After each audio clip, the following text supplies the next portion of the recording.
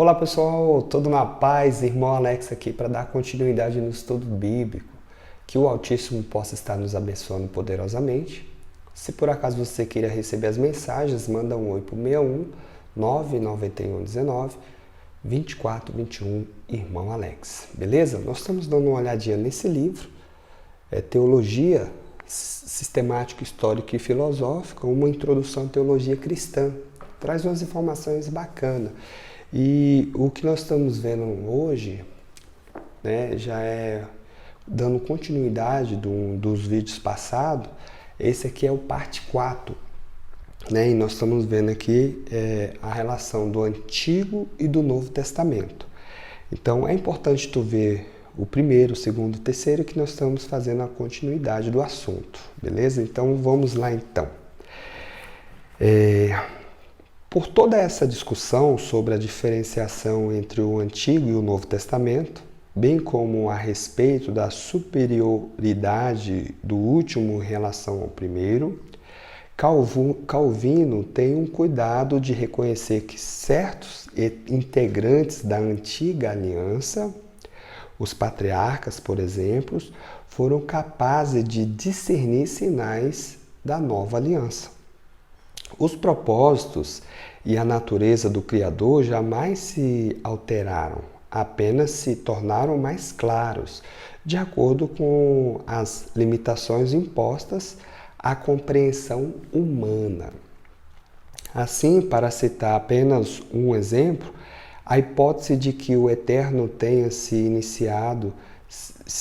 determinado a restringir sua graça somente à nação de Israel, e depois, ao mudar de ideia, decidiu tornar-se acessível também aos demais povos, é inaceitável. Antes, o ímpeto evolucionário que impulsionava o plano divino somente se tornou claro com a vinda do Messias, né?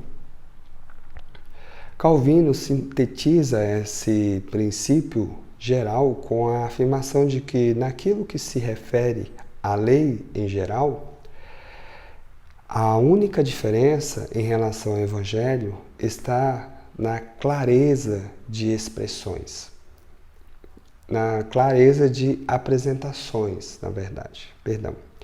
O Messias é anunciado e a graça do Espírito do Eterno é ofertada em ambos os testamentos, embora de uma forma mais clara e mais completa no Novo Testamento. Em noção geral da relação entre o Antigo e o Novo Testamento, é apresentada em uma das poucas obras da teologia já escrita por um monarca britânico, James VI da Escócia, sucedeu Elizabeth I após sua morte em 1603, tornando-se James I da Inglaterra. Uma de sua contribuição mais importante à teologia inglesa foi dar ordem para a elaboração de uma nova versão da Bíblia em inglês em 1604. Essa versão surgiu finalmente em 1611, sendo geralmente conhecida como a King James, versão do rei James. Eu não sabia, interessante, tem realmente King James, né? E a versão do rei James, não sabia. Olha aí como é que é importante a gente dar uma estudada, né? O próprio rei era, no entanto, um ávido estudioso da teologia, em especial da corrente derivada do pensamento de Calvino, que ganhava projeção na Escócia no final do século XVI. Enquanto ainda era rei da Escócia, James escreveu um livro intitulado Dom Real, que é basicamente um manual sobre a arte da monarquia, escrito para o seu filho, o príncipe Harry. A primeira parte do livro trata de a importância da fé cristã para os monarcas ao longo de sua discussão.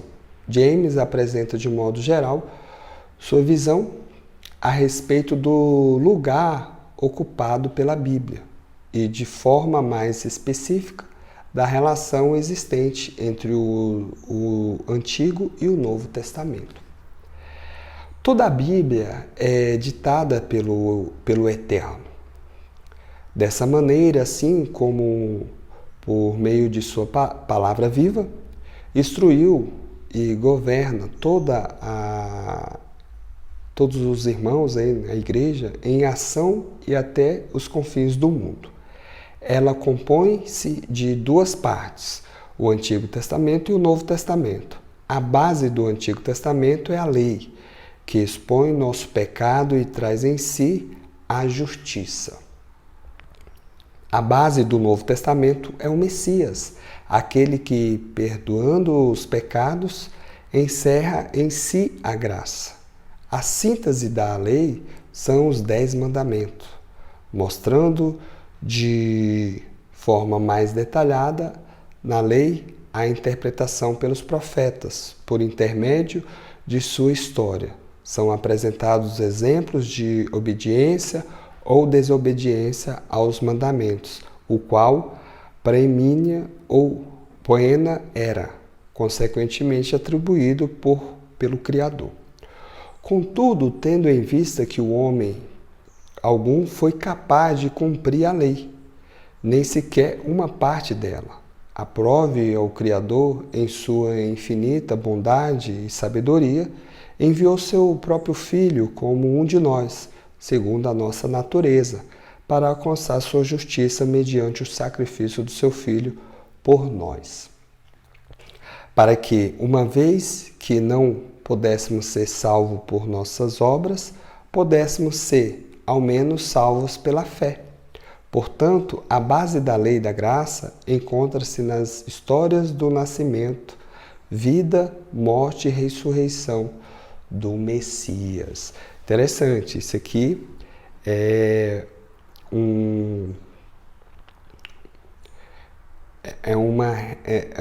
uma relação do Antigo e do Novo Testamento que traz, né, o príncipe, né, o rei James, né, e é bastante interessante. E dando continuidade para fechar, o príncipe Harry morreu em 612 sem chegar a pôr em práticos os conselhos deixados pelo seu pai. No entanto, a obra inteira interessa a nossos propósitos sob vários aspectos, dentre os quais a posição ocupa seu autor na história da Grã-Bretanha. A obra apresenta, contudo, uma importante declaração a respeito da plena inspiração da Bíblia, pois a expressão ditada pelo Espírito significa falada, assim como uma narrativa popular sobre a relação entre a lei e o Evangelho. Beleza, pessoal? Tá aí, pessoal, algumas informações, né, relacionadas ao Antigo e ao Novo Testamento. Eu vejo que trouxe algumas informações bacanas, tem algumas coisas que eu concordo, tem outras que eu discordo, né, mas tá aí. Nós estamos aqui para trazer informações históricas.